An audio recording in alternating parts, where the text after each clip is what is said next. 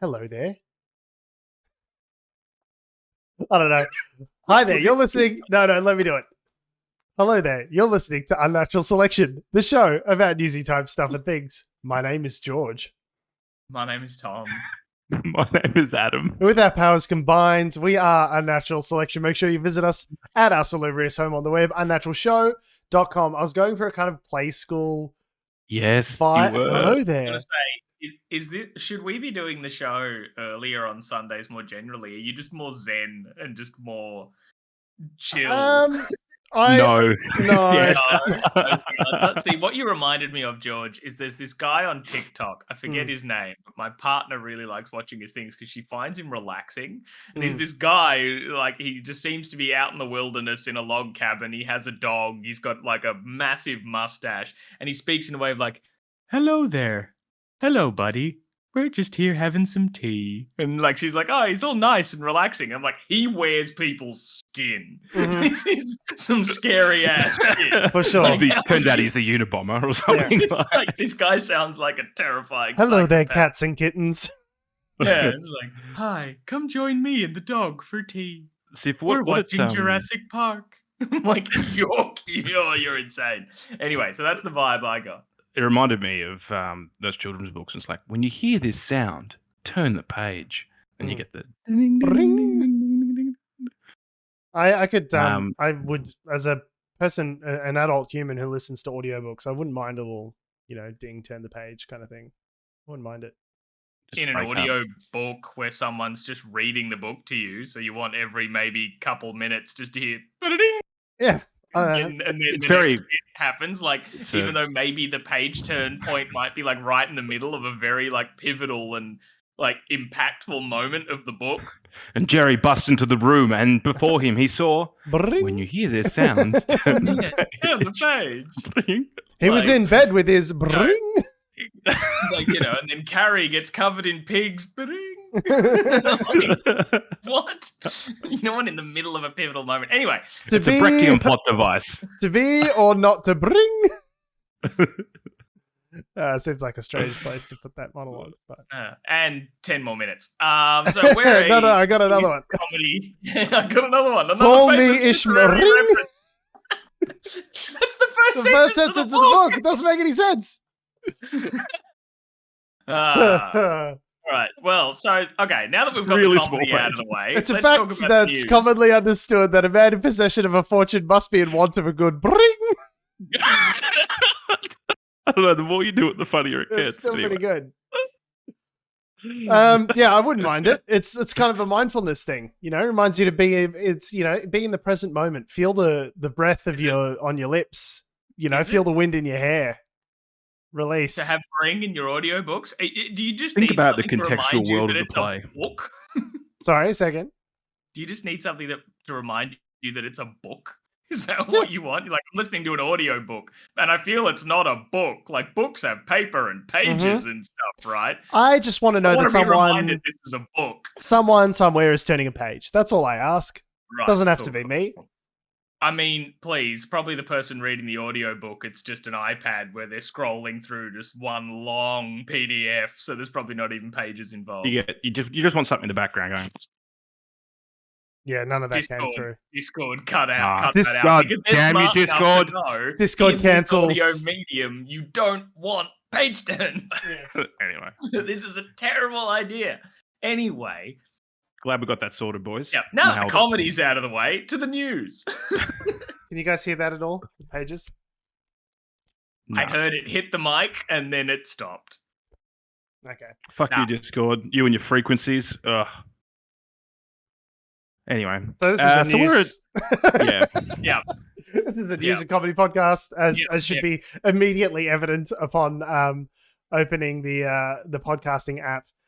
It should Yeah. be completely obvious. At no point should you be receiving either fully factual information or entirely 100% comedic endeavor. So And breaking news, audiobooks have been designed well and not including page turns. well, I'm just saying there's a market for it, Tom. So There's a market for anything if you look hard enough. I What's the audio medium? Yep. It's a visual gag. And I'm not even going to explain it. You know what? Just to show how dumb it is that you did that, I'm not even going to explain what the visual gag was. Alrighty. Yeah. Speaking of visual gags, the federal government. Visual gags, audio gags. They're firing on all cylinders in the gagosphere. People that make me gag. Yeah, we did it. We multi-jokes. You owe me a Coke. What? I feel like we say this every week to the point where it's lost all meaning. But what a shit show of a week it has been for the federal government. Honestly, what a bunch of pricks! Like, what? It's like, people say like, oh, people get involved in national politics because of the drama, and it's not really about the politics; it's about the drama and the personality. So I was like, okay, but like, if this was an episode of Home and Away, like, I would stop watching because all of these people, like, I don't empathize with any of these characters. They're all shit, terrible, and incompetent. And even the ones I like, I don't really like that much. So it's like, if this were a drama, it's a pretty shit drama. It's not like Succession. It's not like a good drama where at least you're going like, man, I hate all these characters, but they're so hilarious and interesting. It's like Succession, but everyone's been lobotomized. It's just like, I hate these characters and they're dumb and terrible. You mean that time that someone wrote on, was it pig's blood on someone's door or something in Parliament, or did I just make that up? No, it was actual blood. Menstrual blood or something. It was after didn't James Ashby get into a punch-on with someone else that's in right. Parliament, and then blood was on Pauline Hanson's door afterwards. Like, that was a fucking nightmare. I just love this point in the political system where, like, we're on the cusp of an election being called, so it's where just all the petty bullshit just comes out all at once. Sorry, just to interrupt. That, like, blood on the door thing, that was 2019, but it honestly feels like infinity years ago. It feels like like I can't. That's like, what is time? So. So the story, for what you're wondering, so it was like Senator Brian Burston appeared in Parliament with his hand bandaged after an altercation with, I guess it was James Ashby. That was the implication. Ashby, yeah, and then someone smeared blood on Pauline Hanson's door. Office door. Wild. Yeah, for reasons, I guess. I don't know which episode we would have covered that in, but it would have been in 2019, I assume. Yeah, 2019, presumably. God, simpler times. Last decade. Last decade, you guys. But so on to more current chaos fires in the federal government. I guess starting with the good news of it, the religious freedom bill that they've been trying to push through for yonks has been indefinitely shelved. Good. Shelved Fill as it in back up in a jar. Put it back. No. Shelved as in they got it, they rolled it up, and they shoved it up their ass. Which is where it belongs. Yeah, shelved like a pinger. Like so many other things that have been shelved at Parliament House. They stuck it up their ass where it belongs. Thank you. Yeah. You get nothing. Thank you for playing. I said good day, sir. I said good day. Good news that it's been shelved indefinitely. I guess everything leading up to this point, though, was absolute madness. It's where to fucking start? I mean, one of the priorities aspect of this, right? That there's so many things that they've been like, federal ICAC, it's been 3 years, and it takes a lot of effort, but we will stay up all fucking night to discriminate on trans kids. This is fucking important. No, guys. I know you had plans with the missus, okay? I know it's your 10-year anniversary. Put the fucking phone down. You're going back into that chamber. No one's fucking leaving until we, checks notes, discriminate against trans children. Yeah, like all the- Wait. Hang on. What about the federal ICAC there was an election promise that you took 3 years ago and you said you were going to do? It's the end of one of the last sittings of Parliament before the next election, and you just go, turns out accountability is optional, but bullying trans kids, that's a must. We have to do it. Funny story. One of the things that Scott Morrison tried to do in a cabinet meeting to swing moderate Liberals was, or cabinet meeting, or whatever they call it when the Liberals meet. Like party room meeting or whatever. Yeah. Was allegedly say, well, do the ICAC if you vote for this bill. Wow. They asked one of the ministers, SBS asked one of the ministers, they're like, can you confirm that discussion happened? He goes, I'm not going to release confidential information of the cabinet meeting, and walked off. Yeah, so that means it definitely happened. Yeah, it obviously, cool. Yeah, it obviously happened then, surely. Yeah. That's crazy. Right. And we'll dangle this thing, that's so crazy. It actually happened. Crazy that like a government would say to the moderate members of its party, like, fine, we'll do some real governing as long as you come with us on this fucking crazy thing. Just give us the crazy thing, and as a sweetener for you, we'll try and slide in some good governance because you guys are like so obsessed about it or whatever. Yeah. But all right, let's rewind slightly. Let's break it down. Recontextualize what was happening. So this bill has been fucking zombie ever since the the plebiscite and then the legalization of same-sex marriage in Australia. It kind of became the consolation prize after that because so many religious bodies were like, what do you mean we have to accept queer people? What are you talking about? And the government's like, no, don't worry about it. We'll do something to make you at least a little bit happy that you can still other and discriminate. What do you need? What do you need? What do you want? Yeah. We could beat up a queer kid. We can you can watch. You don't have to do anything. We can just beat them up, right? No. Okay, you want legislation? Okay, what can we do? Religious freedom legislation. How about that? Okay. What do you mean religious people aren't discriminated against in this society whatsoever? We're a majority Christian country, and that's the prevailing orthodoxy. And we say a prayer before sitting Parliament. Yeah. Okay. Sure. Religious freedom. We'll enshrine religious freedom in legislation. No worries. We'll give it to you.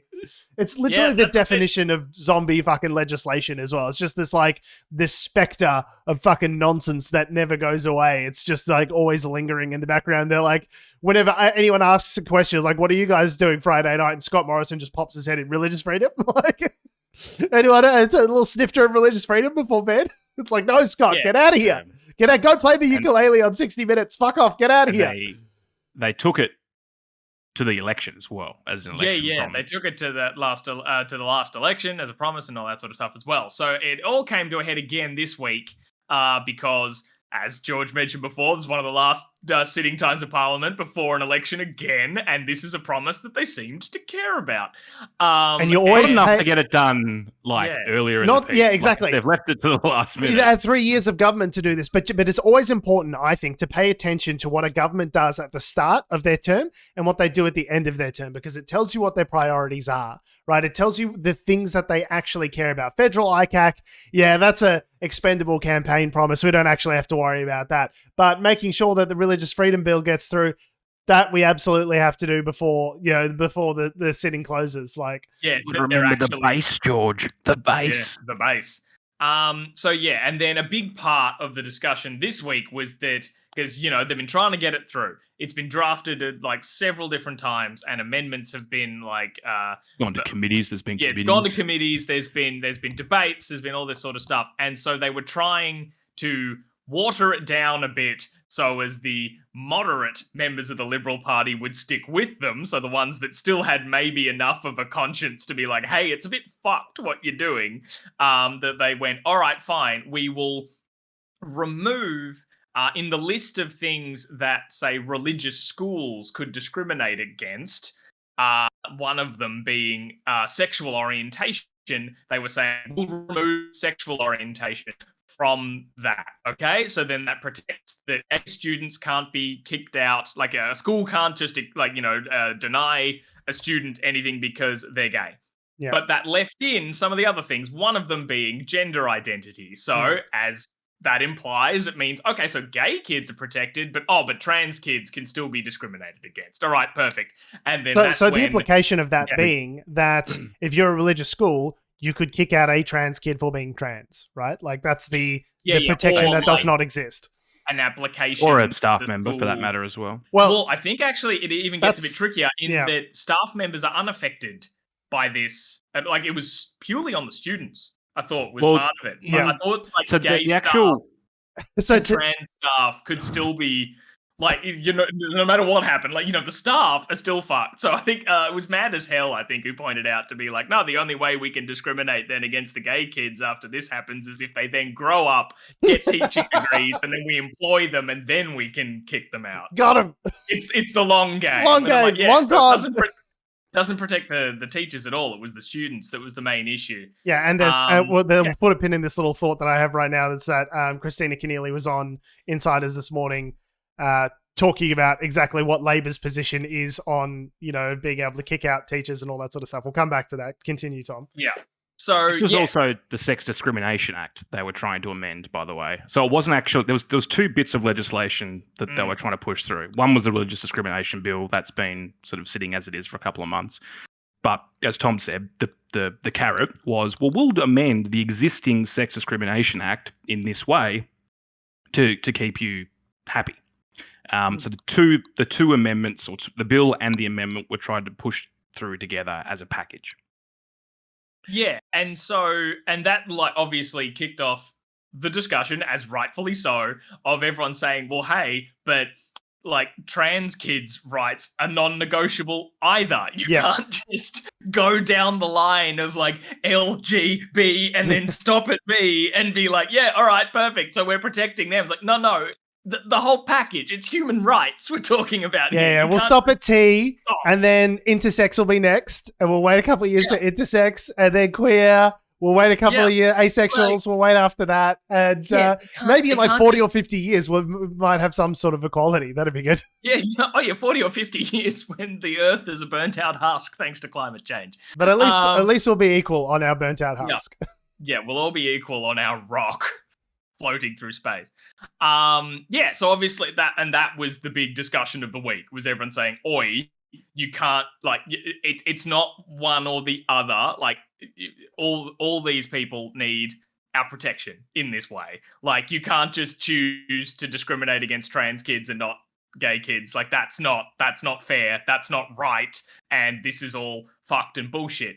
So this whole discussion was initially meant to be a wedge for Labor, right? Because, the Liberals are like, okay, well, Labor can't come out against, a religious discrimination bill because that's going to look really bad for them. There's a bunch of, immigrant communities that are, quite religious, and that's going to blow back on them before the election. And as Anthony Albanese said, like, the Liberals tried to wedge Labor and they ended up wedging themselves because they tried to push this through. Labor, rather than fighting it, were producing, putting amendments and trying to sort of slow it down. And it wasn't really like a full-throated opposition, which I really disagreed with. But I don't know about that. But anyway, I felt like it could have been a fuller-throated opposition to what was going on. And I don't know why they're required to like jump in and support government legislation just because it's the government. They weren't supporting it, to be clear. Okay, but I don't know. That's a headline that was in the ABC where it said Labor will support it. That wasn't what they were doing. They were just saying we can't stop it. We'll put some amendments forward, but they'll get knocked back, which they did. And then I don't know. I wish the headline from Labor this week was like, Labor pushes back against bullshit nonsense, rather than Christina Keneally getting on, former New South Wales Labor Premier, getting on Insiders this morning and going like, oh, we absolutely, agree that, discriminating against trans kids, that's bad. And then David Spears goes, what about trans teachers? And she goes, Law Reform Commission. I don't know. Shrug. It's like, the left should have a full-throated defense. Yeah. Like, unreservedly about gay kids and teachers, trans kids and teachers. It should like not be splitting the baby and then come out with some weird half message about the things that they do support about the religious. I don't know. It just felt like I thought they were pretty clear. I watched Albanese's press conferences and they did what Labor always does, which is they muddy the message and do like 60% of what I want. All he said was, like 2/3 of the way there. We care about religious people. Why? Why do we care about religious freedom defending? Why? Because it turns out a lot of people are religious, George, and they vote as well. What was the problem that they're solving with this religious? Who was discriminating against religious people? That it's like there's some massive issue that's been like, what's the problem that we're solving? Yeah. So the reason is that apparently in the actual legislation, you are protected based on, I think it's your, I don't know, like your sex, your ethnicity. Like you cannot discriminate against people generally. But one of the things that's missed is the specific reference to religion. Okay, so that's what this legislation is trying to cover. And so the concept being is you was there a can't problem sweeping not employ the nation? someone People rounding up Christians and firing them en masse? If there's some Sudanese gang that's targeting the particular religions, like what media hype furor is there that's related to religious? Where is the religious discrimination in a majority Christian country? Where's it happening? There probably would be happening in isolated incidents, but I don't know if it's an epidemic, so to speak. A Catholic walks into a tofu bar in Footscray and gets made fun of by an atheist. That's the thing we're defending against, is it? I think so. I think actually, George, like I know you're joking, but I think like maybe not exactly like a Christian in a tofu bar, but probably like less someone gets fired for their beliefs, but maybe more like socially ostracized in the workplace or something like. I don't know. Maybe you should be ostracized if you've got shitty discriminatory beliefs that don't comport with society. Maybe you should be discriminated against for thinking that other people aren't people. Yeah, no, I'm with you there. So yeah. Anyway, so I guess the big sort of news from it as well was that 5 Liberals crossed the floor and voted against their own government's legislation. So I don't know, some showings of a bit of that conscience that we've heard so much about that they allow. Yeah, it's funny for all the evidence that the Liberal Party is a broad church. I mean, a broad tent, not church. Everyone's got their own church. Shut up. For the Liberal Party being a broad church, and being able to exercise conscience votes, it's the first glimmer that I've ever seen of anyone on their side actually having a fucking conscience. So that's nice. Yeah. So what happened was basically they discussed it for hours, as George said. They were there till like 4 a.m. or something in the lower house. So Labor, the Liberals, the government put forward their legislation. Labor then suggested a bunch of amendments, which were to the religious discrimination bill, which were then knocked back. That then passed, although I think Trent Zimmerman, who was an openly gay Conservative member, actually voted against it. Well, is it more of a moderate LNP? And then they tried to pass the amendment to the Sex Discrimination Act, which I believe that's when the Liberals.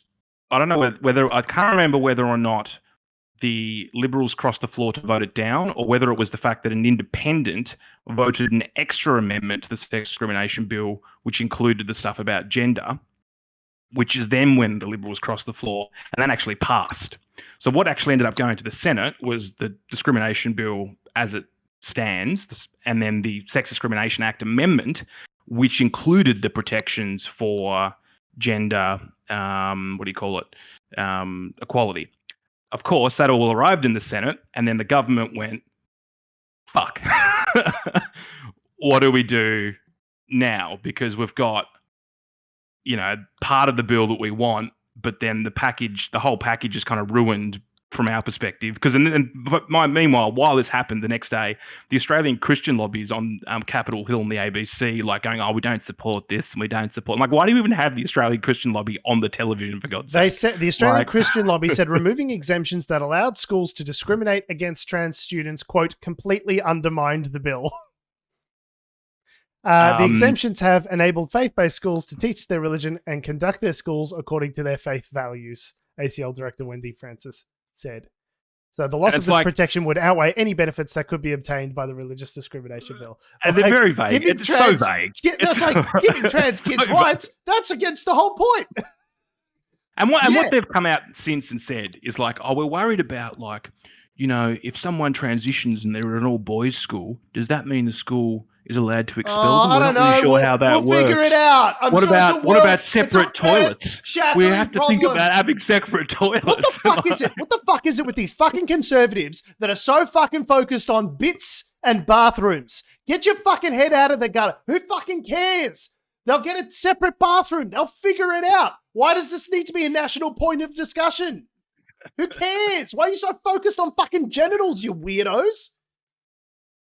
That's pretty much it. Like, I feel this whole every like headline that came out around this, like the actual debate itself, and then the discussions, the legislation, and everything was a whole week of everyone saying the quiet part loud. Yes. Like every bit was just like someone said the thing where you're like, were you supposed to say that out loud? Like, was it Michaelia Cash, the Attorney General, saying that, oh no, like actually like amending it so as also trans kids would be protected goes against like the ethos of like Catholic schools or whatever. It's like, Michaelia, sorry, do you want to say that one more time? Sorry, I just is this on? Hang on a minute. You know this thing's on, right? It's like, like, you're just out and saying it now. They're all like, oh no, the whole point of our Catholic school is so that we can have a queer-free zone. Whoops, did I say that?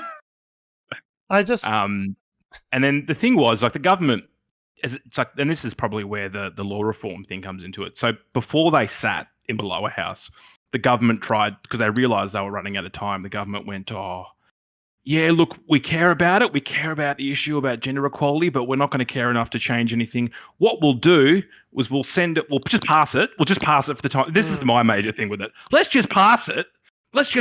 And then we'll deal with it later with the Australian Law Review Commission, or whatever the fuck they're called, where a bunch of old white conservative men will decide about the facts as to whether or not the bill needs to be amended. Yeah, the famous, in 12 months. The famously, in 12 months, mind you. The famously liberal, lefty law reform commission with with a bunch of ancient white guys on it. Yeah, there's no asymmetrical haircuts on the Law Reform Commission, I don't think. I mean, I actually don't know what the makeup of it is. I think it's pretty safe to assume. I'd assume that, it'd be I probably get the feeling you're on the money. But yeah, after like the 10 hours of debate or whatever, the bill passed the House of Reps, at least, with Labor's support, which is the thing that shits me.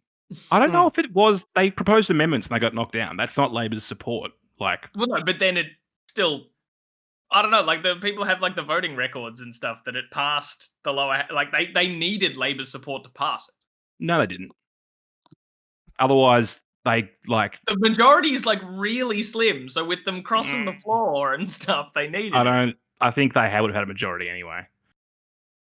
The point was, Labor said that they would fight it in the Senate, where they've actually got a majority and they can, with coalitions of other parties and independents and that kind of thing, that they would actually have an effect in the Senate, which is, I think, probably makes sense. Like, why would you just, I don't know, it just seems silly to try and do stuff where you don't have any sway. It's just symbolic and not really practical.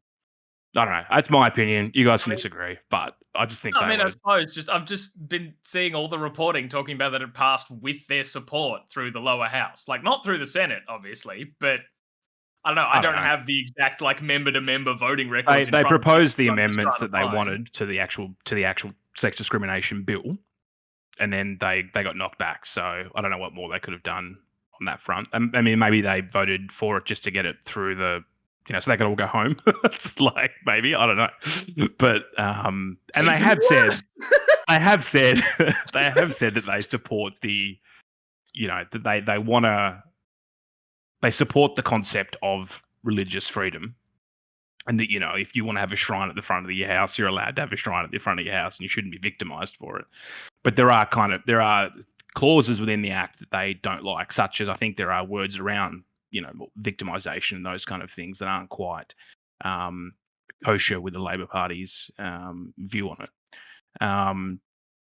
But yeah, it's complicated. Like, I haven't been impressed with the media reporting on this whole issue, because they've tried to simplify it and dumb it down, but it's actually a really complex package, and we're talking about nuances with individual words within legislation that are what are being proposed to be amended, and they haven't covered. Crikey was the only one that I saw that actually got into the wording of some of these clauses. The rest of it's kind of just put the whole thing together as one package and sort of, giving you the headlines and the thrusts and the key pieces out of press conferences, which don't really encapsulate what's actually happened in the lead up to this getting to the Senate. Of course, the fact that it got to the Senate means that the government's gone. It's like, what's that Simpsons meme where the guy just like quietly backs into the bush? Just like the guy Homer Simpson, Adam. Homer Simpson quietly backs into the bush. So yeah, I don't know. They probably won't bring this up again. I think there's another sitting in March. Well, here we go. They won't. The Greens leader, Adam Bant, accused Labor of supporting Scott Morrison's hate bill, saying it's terrible, but then voting it into law. For all their strong speeches, not one single Labor MP voted with the Greens and crossbench to oppose the bill. Okay, well, there you go. Yeah, so like I was just looking at here, the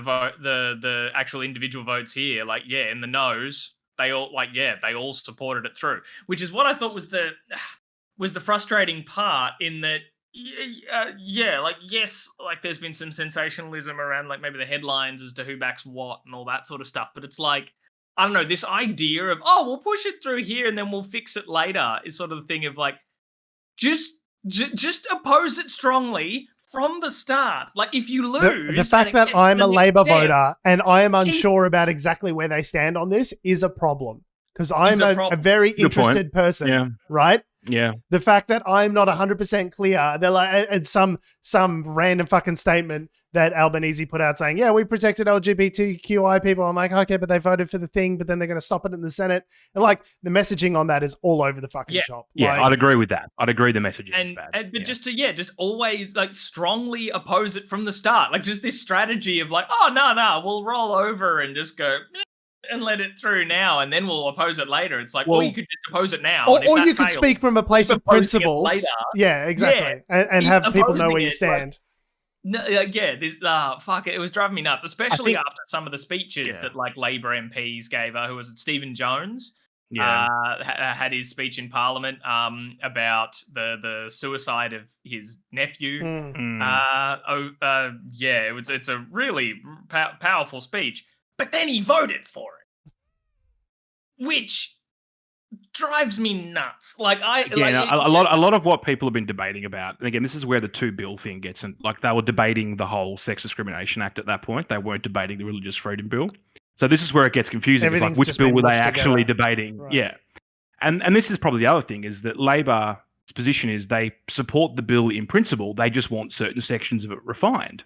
So that's why they probably voted for it. And again, because it looks like they're sort of, for those conservative religious voters, keep in mind, they've got like, it's Albanese, they've got like a whole, I don't want to say, they've got a whole Greek and Italian community that's going to be behind that particular individual. So you don't want to ostracize them by being like, do you know what I mean? Like they're trying to have their cake and eat it too. And I agree. But that's what Labor always does, is they always terribly messaged. They try to have their cake and eat it too, and also have everyone else's cakes. And as a result, they get no cakes.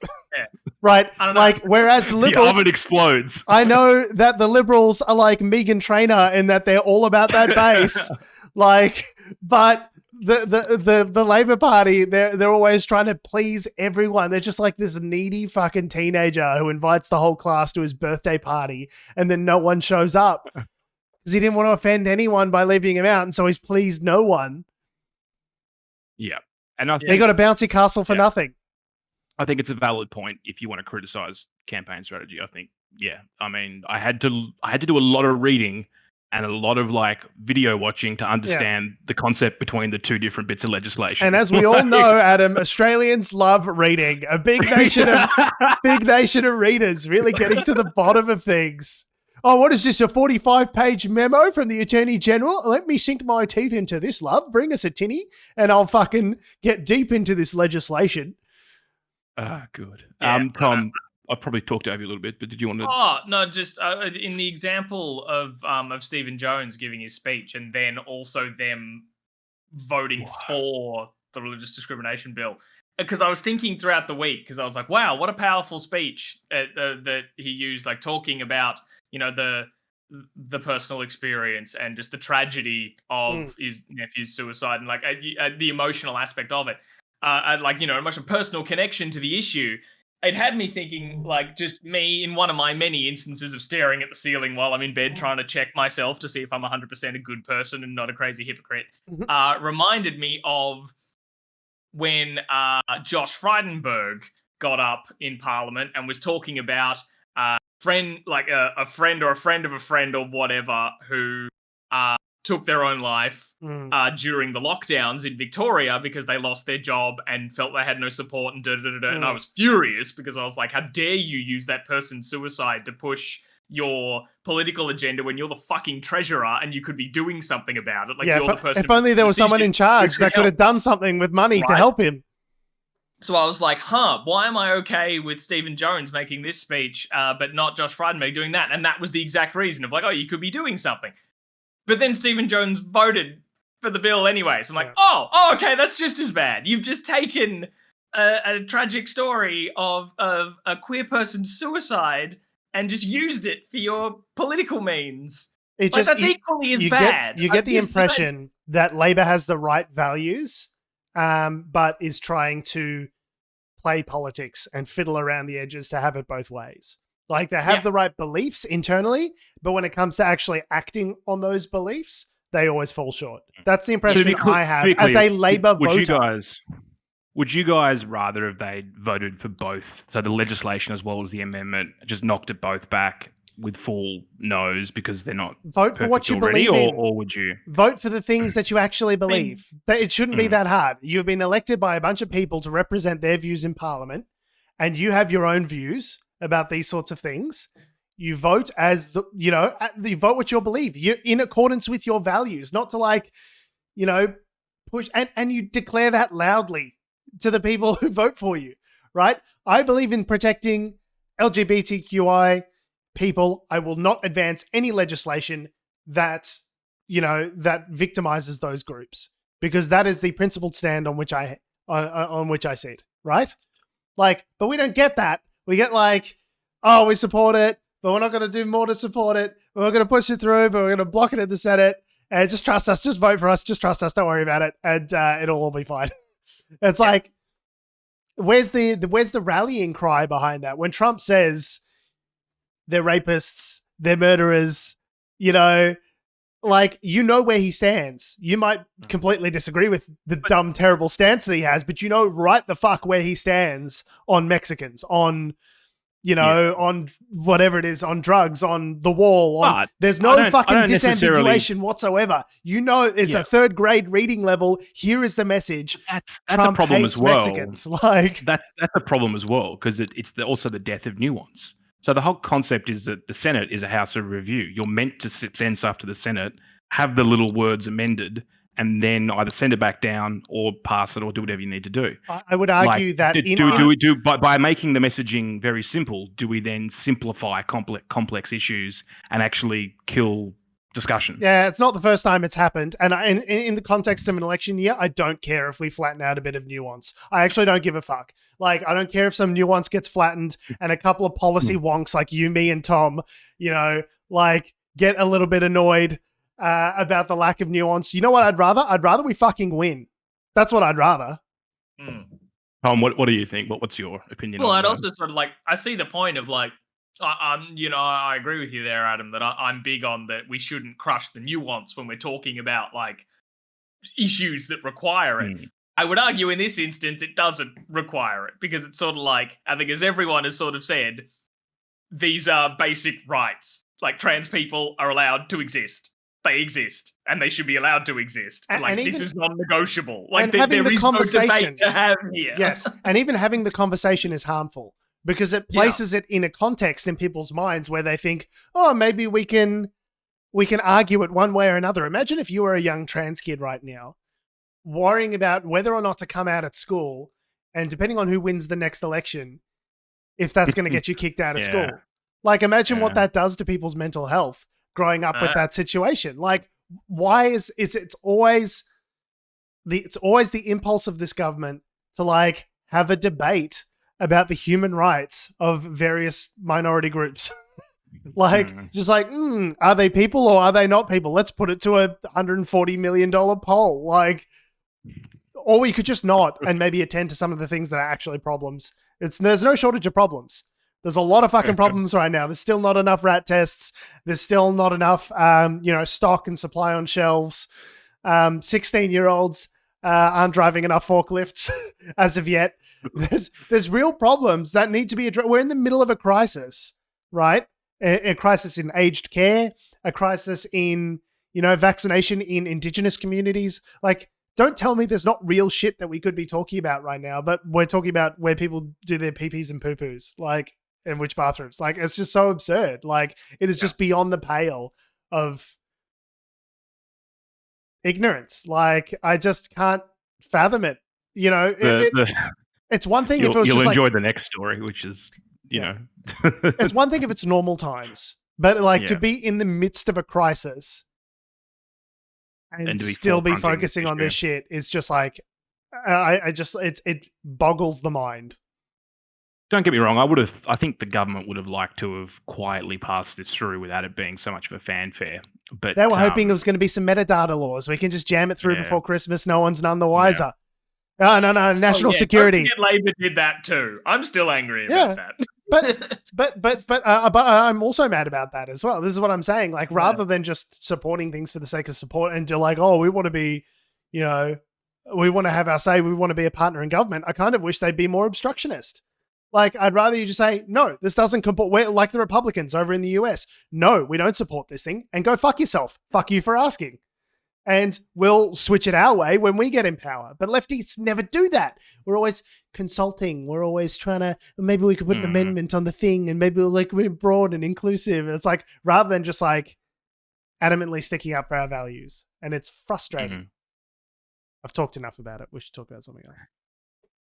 Yeah, Tom, do you have anything else you want to talk about? A solid 50 minutes. Is that how long we've been going for? 40 minutes. We got one story done. Yeah, I was gonna say it's 5 to 12. So, and we started at what? Let's 11. Go to the next thing, which is where I think I've said what I've said. It's all like it's fun. Let queer people exist, you fuckheads. Is my hard stance on this. Yes, fair enough. Shouldn't be more complicated than that. So the government, obviously bad news week. So they had a little. I guess they've resorted to some pretty drastic things now, and that is Red's under the bed is the next thing that they're the national crisis that's coming in. So basically, what happened the other day was the head of ASIO did a big speech, and he's basically said that there is foreign interference from, you have a bunch of examples where people trying to interfere with a particular election in Australia, which it could be the New South Wales one, it could be the federal one. He didn't really go into great detail. Basically, what the ABC and other news sources have pulled out of that is that it's both China and Russia in various ways are trying to meddle with things. The implication was that either China or Russia, although the ABC, I think, is sort of hinting that it's China based on a correction in this article that I read, that they had someone that they had paid who's like, so a businessman who's like a puppeteer who they'd given money to, was then giving money to someone else who was then trying to buy or, fund particular candidates and particular seats for a particular party. Now, Peter Dutton has used that, and as vague as that was by the ASIO head, he has now used that to be able to get up in Parliament and start saying that the Chinese government has made a decision about who they're going to back in the next federal election, and that is open and that is obvious, and they have picked this bloke, Anthony Albanese, as that candidate. He has not provided fucking evidence. No, he's like, I'm defense minister, I've got access to like super secret stuff, and I'm just going to talk about it openly. So we all know the Chinese Communist Party loves Labor, Sam Dastyari, Bob Carr. Now, Bob Carr, former New South Wales Premier, famously last week, this is all in the last 7 days. How has this only been 7 days? Has made the allegation, as yet unproven, that Peter Dutton was behind the leaked text messages that we were talking about last week. Yes. Yeah. Now, it stands to reason that Peter Dutton might be the person that would be responsible for these things, because he, as the, Voldemort in waiting, would have the most to gain from toppling Scott Morrison should a thing come to pass before the next election. Now, if something like that were to happen, it would need to happen pretty soon to allow that sort of bounce back before the election. Marketing's already printed, George. They can't go back now. So Peter Dutton's like, no, Bob Carr's tweet is wrong and should be deleted. Bob Carr's like, suck eggs. Yeah. And now all of a sudden I love he'll sue a refugee activist over a tweet that they delete, but Bob Carr, no, he just gets a sternly worded tweet about how angry he is. So delete your account. Well, yeah, as yet to be decided whether Uninstall. legal action is going to be levied against Bob Carr. But I mean, he sounds pretty sure now. As a senior member of the Labor Party, or was a senior member of the Labor Party over in New South Wales, like it seems like a pretty switched on guy. I think it would be very foolish of him to say something, to make such an assertion so boldly in his Twitter without some sort of evidence to back it up. Right. Yeah. So, because it's not like I reckon it was Peter Dutton. He literally, the tweet was like, it was Peter Dutton. It was Peter Dutton. For this reason. And to be saying that against someone who's particularly litigious. Yes. Yeah. You you're criticizing Peter Dutton. Peter, I like to litigate in my spare time, Dutton. It's a pretty bold statement. So for Dutton to then come back and say, actually, Bob Carr's in the pocket of the Chinese, is pretty laughable considering the criticism that you guys have, been going back and forth with each other. And to Mr. Peter Dutton, I would say, if we're talking about undue Chinese Communist Party influence in the Parliament of Australia, I have two words for you. Gladys Liu. Gladys Liu was a Liberal Party member of Parliament that was criticised for her links to the Chinese Communist Party in the most recent, iteration of Parliament. Like, and to be fair, like if the things that the ASIO boss is saying are true, like they're obviously like pretty serious and disturbing, and I don't want to like sully that, but the concept that a couple of days after having their legislation sort of stoushed, sort of put it on the back burner, that they then come out catcalling and starting to make it somehow that the Liberals are beyond foreign influence and trying to use that as an election. The only influence that we take is from Santos and other global mining conglomerates. That's the only kind of acceptable foreign interference, is the one that comes through mining companies. Although, to be fair, Labor has accepted a bunch of donations publicly. Everyone has. Everyone's accepted money from everyone. Except the Greens. I think, was it Santos? Misremembering my facts. But yeah, it is one of those things where it's like, oh, they gave the Labor Party 19,000. They gave the Liberal Party 24,000. Like, it's just like a lot of this shit is just putting bets either way on whoever the fuck. Hedging it. Yeah, exactly. So the concept being is that, okay, here we go. I've actually got the numbers. So Santos actually gave more money to Labor this time, for the last reporting period, than they did to the Liberal Party. So that's interesting. That just means they're hedging their bets for the winner. That's them putting their bet down. For the 17-18 year, which is the most recent reporting period, Labor was 49,500. Queensland, Australian Labor Party of Queensland, 27,760.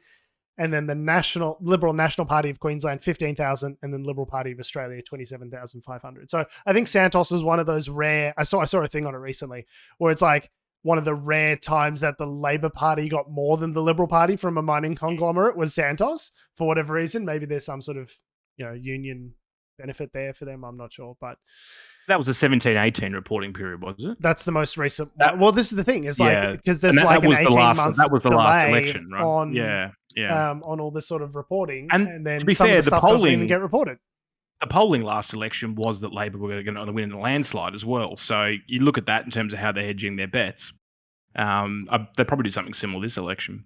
But one of the things that the ASIO boss said in his speech was that apparently, and again, he wasn't clear on which country, but certain foreign agents have been using Tinder to recruit people. I love this story. Not so much recruit, to try and get classified information out of them. Like they're essentially doing the sex part of James Bond, like trying to just pillow talk secrets out of people, which is great. Hey, and I love the hey, sweetheart, you seen any raunch codes? Anyone seen any raunch codes lying around? I love. George, maybe not the accent.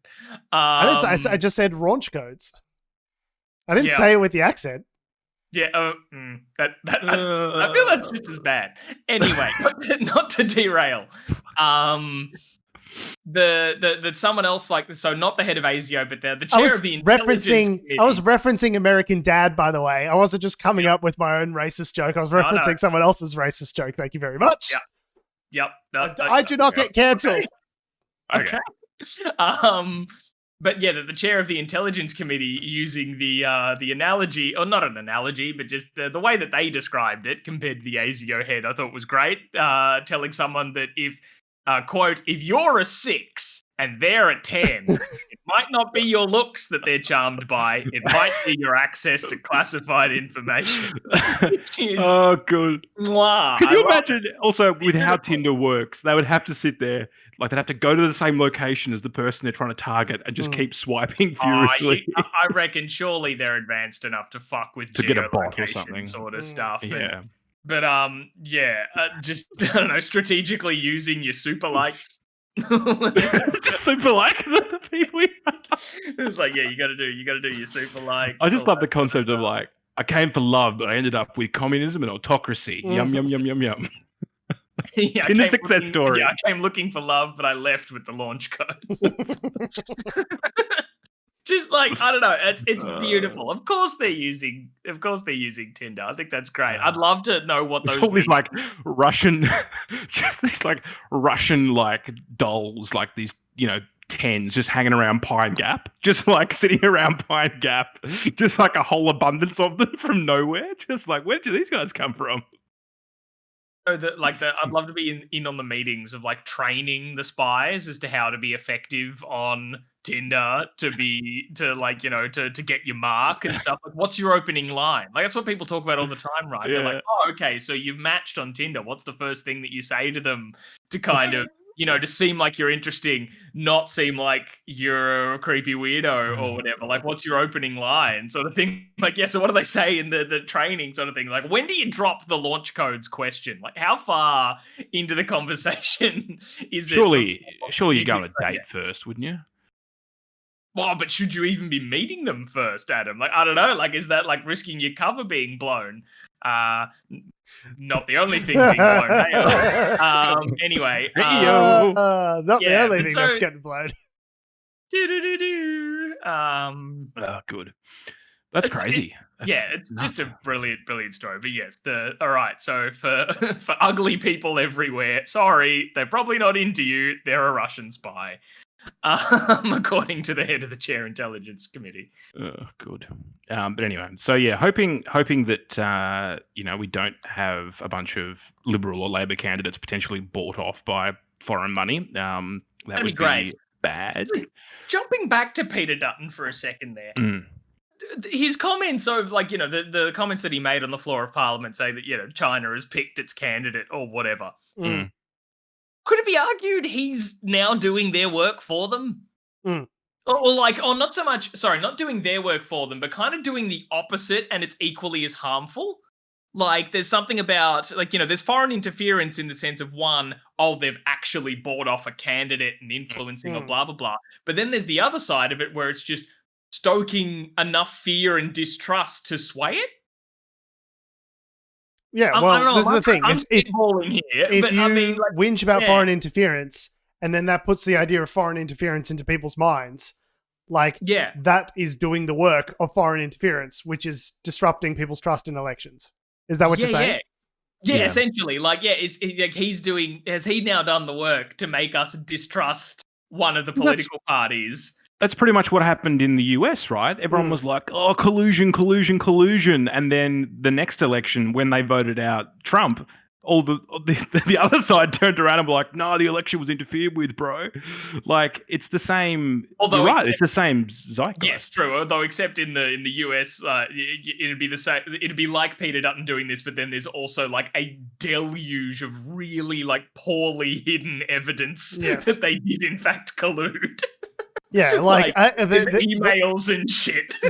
Trump, hey, you want to collude? Let's collude. The Trump example works as long as you don't pay attention to all of the evidence that there were foreign contacts with the Trump campaign, of which there is a substantial amount. Just more to the point of like they put the concept out there into the social conscious. Yeah. And for 3 years, that's all we heard, and then all of a sudden, that's basically backfired on them in terms of the messaging, which is again what it comes down to, right? Yeah. Yeah. So like, I don't know, just sort of, it's not foreign interference because he's an elected official, but I don't know, like it's just it achieves a similar sort of thing, right? Yeah. Sowing distrust in our System. electoral process. I don't know. Like I knew Dutton was a low. Like I knew it was low, but like this is like how low can you in fact go with this? Also, like isn't there a thing, to accuse like, it's just so fucking desperate. You're so desperate, bro. It's such a bad look on you, Peter. It just makes it's like Peter's hanging out at the club at 4 a.m. You know, just trying to scoop up some like incredibly drunk, like that's the same kind of energy that I'm getting off this. It's just like, I'm so desperate. I'll hook up with anyone. I don't give a fuck. That's the same energy. You're very desperate, Peter. It's not a good look. I was going to say something. It's gone. Don't worry about it. Keep going. Don't say anything. Just say anything. Absolute silence. Don't help him.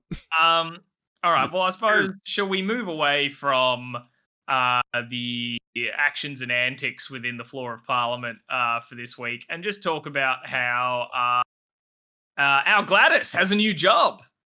Yes. Announced this week, and a new job in two senses. One, you know, it's a job that she is now starting that she wasn't previously doing, so that's a new job, but also that the job in and of itself is newly created for her. So Optus said, hello, thanks for coming, Gladys. We'd love to leverage all your contacts in government to give us an advantage.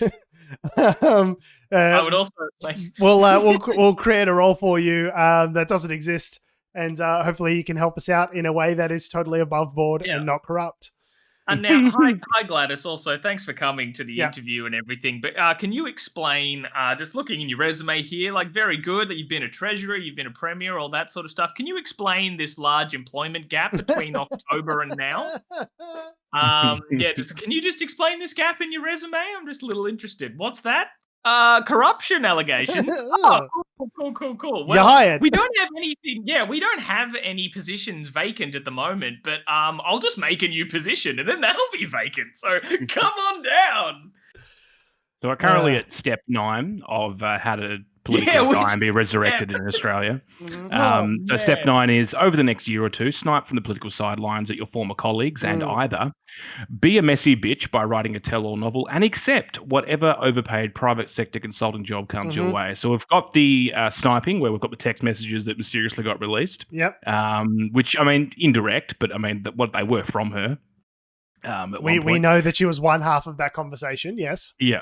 And she's obviously accepted the overpaid consulting gig. And the next step, I guess, is the tell-all novel. Like, I'm waiting for the tell-all. Gladys, in her own words, gold standard.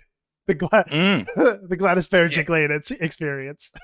The tell-all might just end up being like, a couple of pages in the Women's Weekly or something, but like it'll be there in some form. A bombshell 60 Minutes interview with Karl Stefanovic. Do you get the impression that she would want to come back to politics? I kind of get the impression from her that she's just kind of like, no, I'm done. Like, I'm off to go to my immensely profitable private sector job. Like, fuck this. Like that's kind of the vibe that I get. She seems pretty burnt out, I think.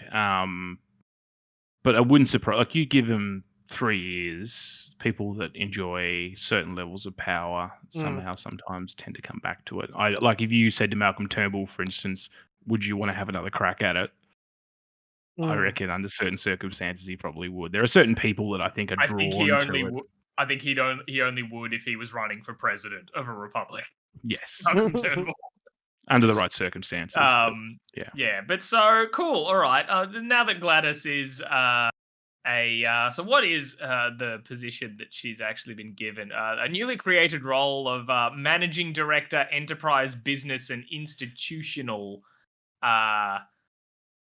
What? Now, I just read that again, and I'm like, wait a minute, that's not a sentence. Like, it's the most corporate bullshit sort of thing ever. I'm the managing Scrum steward of Genius Bar, and that's my newly created executive role for a tech company. The thing is, like, as much as we've made fun of Gladys Berejiklian over the course of the last couple of years, and we have done it a lot, I can't say too much about what my actual job is, but it involves sales, and it involves the kind of sales that might require speaking to someone in this sort of role. So there is a non-zero chance that I might find myself pitching to Gladys Berejiklian at some point in the not too distant future. No. And well, I mean, who knows? But she is the kind of person. George, here's the gun pointed at your foot. This is the kind of role that would be the kind of person that I would want to speak to if I was trying to sell my software product to an organization like Optus. Yeah. Right. Just say yes, George. Just say yes. Or just Gladdy, how's it going? Yeah. Such a big fan. It's a shame about the whole resigning and disgrace over alleged corruption. How do you feel about some software? Just give her a different spelling of your name, and she can't look you up.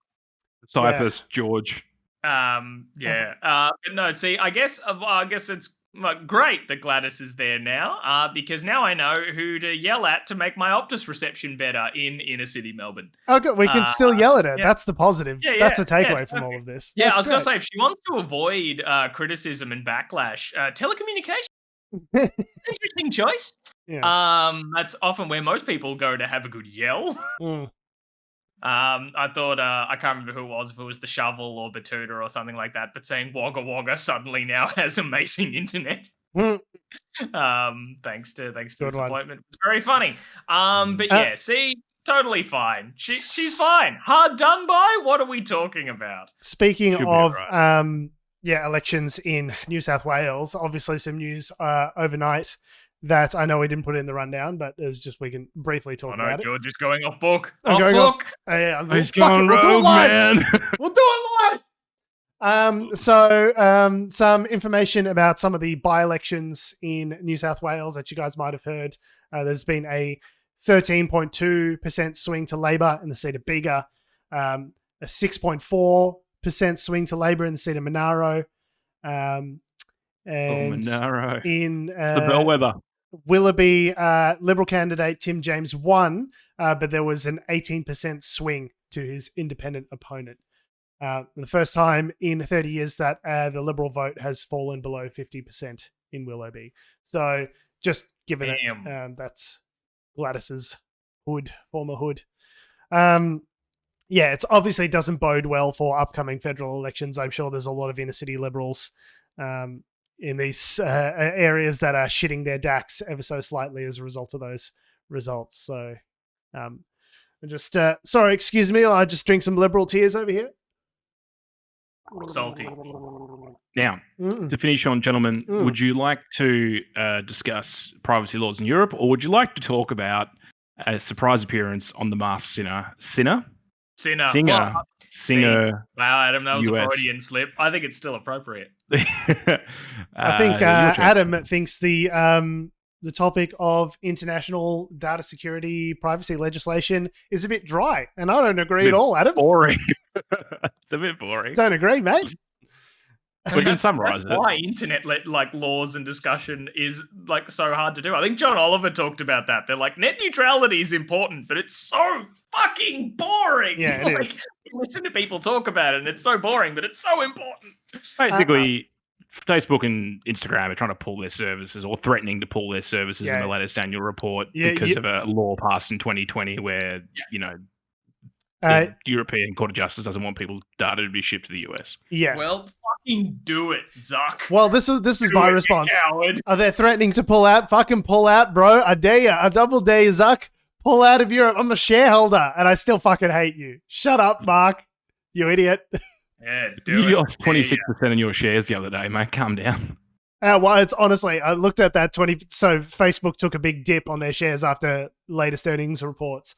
And I did look at it and I think, there's a bit of a sale on at the share store. Should I buy more? No, Mark Zuckerberg's a piece of shit. I know he's a piece of shit. I know Facebook's a piece of shit and they do terrible piece of shit things.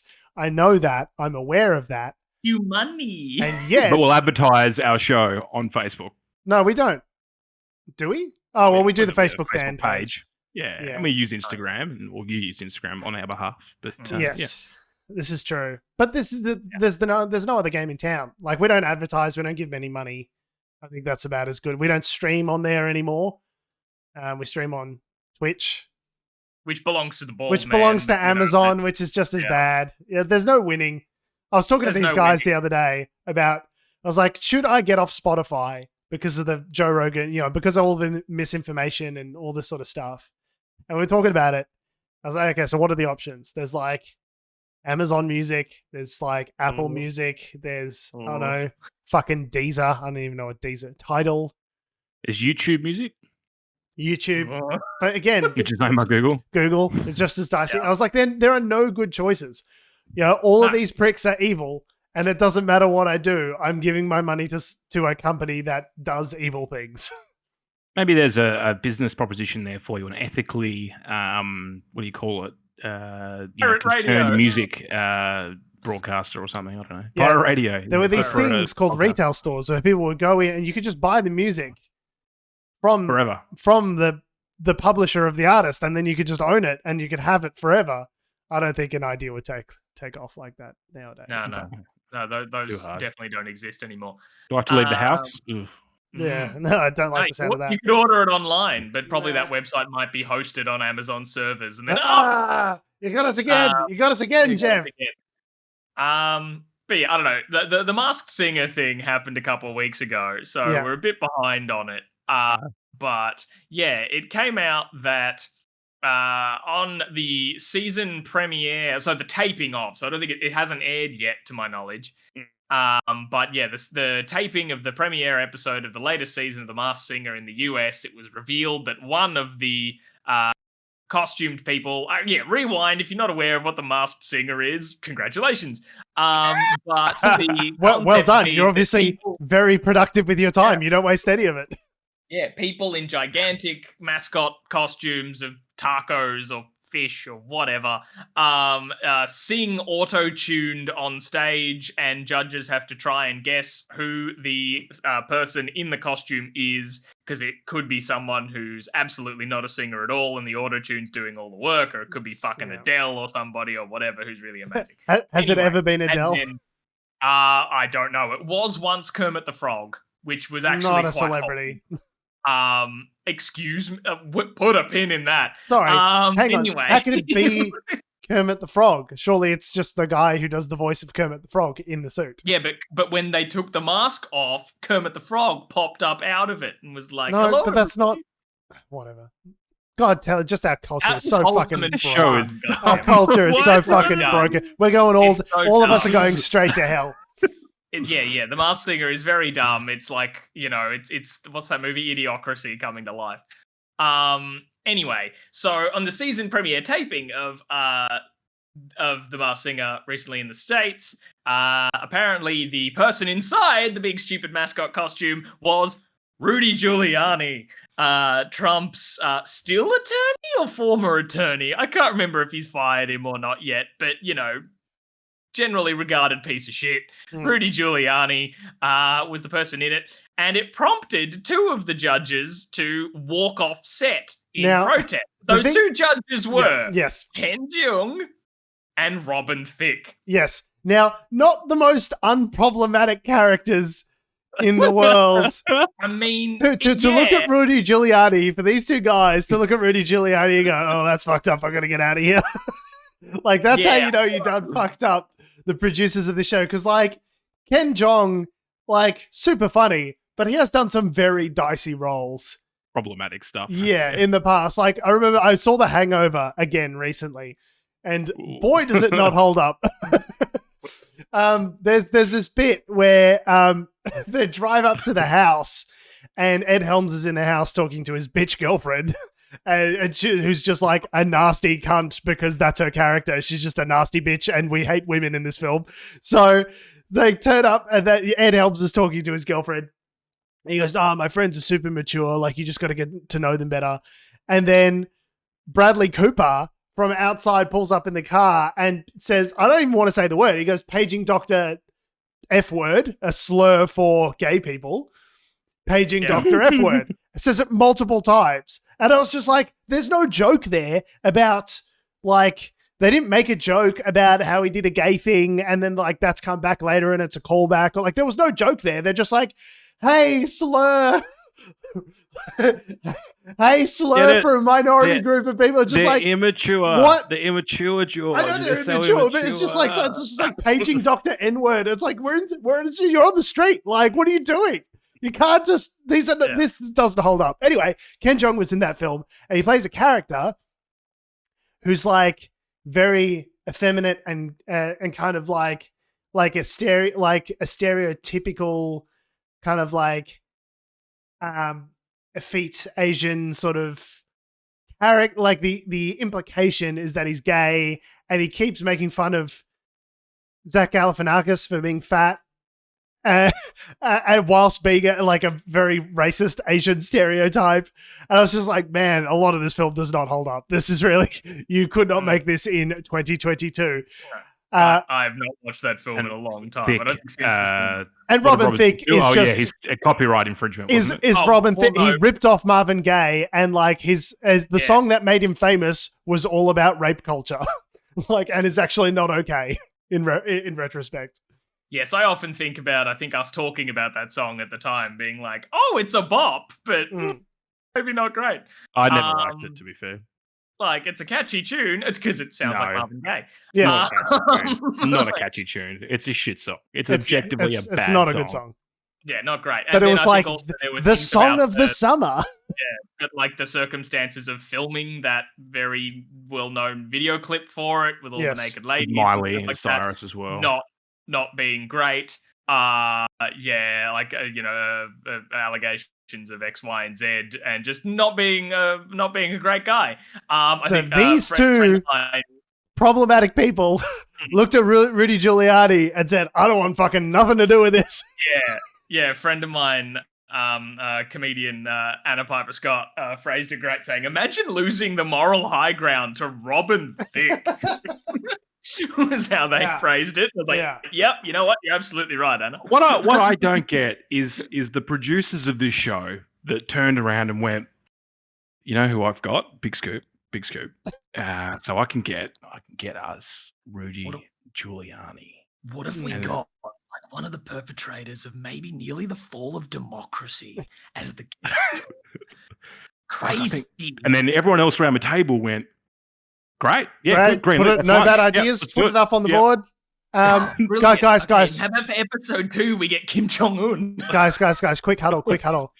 Now, I don't know if this is necessarily appropriate for the show, but what we've been able to do is reanimate the corpse of Hans of Goebbels. I think he'd be great on the show. The guy's got pipes. He could really sing. He doesn't even have we didn't know, but sure. We'll put it on the board. But obviously, some producers just, I don't know, like, do they think that this is playing to their base? Like, more like it'll be a shock. Who's expecting it to be Rudy Giuliani? And they don't think any further than that, right? Well, what's Rudy Giuliani doing? Like, he's a serious legal professional, and he's not. He's Rudy Giuliani. Where have you been? Adam's the only person in history who has ever said about Rudy Giuliani. Adam turned the TV off in 2004 and never turned it back on again. He's meant to be a lawyer, and he's rocked up on The Masked Singer. And you know what it is? I don't know. He's like, hey guys, like everyone, like it is legitimately this Noam Chomsky thing of manufactured consent. We all agree that this thing, like the insurrection, was not a bad thing because Rudy Giuliani's on TV, and we're all laughing and having a good time with him, like he's not fucking Joseph Goebbels and didn't try to overthrow democracy. Like that is the consent that we are all that the TV, the corporate media complex is trying to manufacture, is that Rudy Giuliani is still a normal person. And if you see him on TV and if we're laughing at him and with him, then he can't, what he did can't have been that bad, even though it was that bad. Yeah. It's like a weird thing to play to her.